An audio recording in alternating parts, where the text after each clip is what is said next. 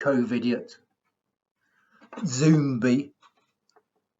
They're funny new words, but their emergence shows business owners now need to start thinking about how their brand language and tone of voice will sound when their businesses and society emerge from this pandemic.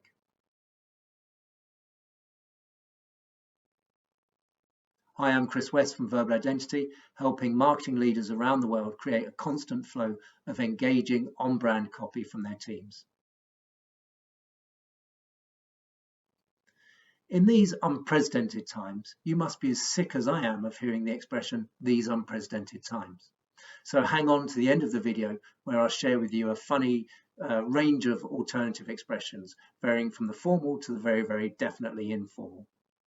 As you know, Verbal Identity specializes in the magic and mechanics of brand language. And so the creation of new words in a crisis is amusing, but it also tells us what people think is the new normal. Have you noticed, for example, how the NHS isn't the NHS anymore? It's our NHS. When you combine observations like that with the rise of pejorative terms like covidiot or zombies, then it signals that we as a society have lowered our tolerance threshold. We won't put up with business as usual. This means that if your brand language or your tone of voice is faux matey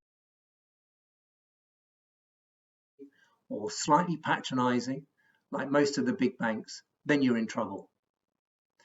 Or if you're what was once the world's favorite airline and you're using trite statements like these uncertain times, but also saying things like, you'll give me more flexibility with my ticket.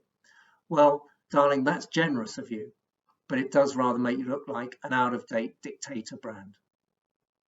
If anyone thinks that we'll return to normal, they're wrong. There will be a new normal. Society will have changed, and brands' language will need to change to engage people successfully in this new normal. If any business thinks it can keep talking like it used to, it's going to seem even more out of touch. The right time to fix a brand language, I'd suggest, is right now.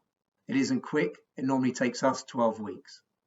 You just have to remember to define your brand language on all three of the levels on which it works, not just its tone of voice. I'll give you a link at the end of this video to explain what I mean, but simply you need to pay attention to the voice's overarching narrative on one level, the world that you believe in and the world you want your customers to believe in.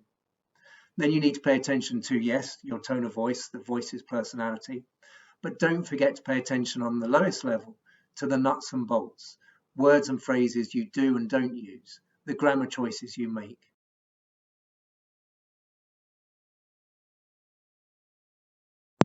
So here's the diagram I promised you.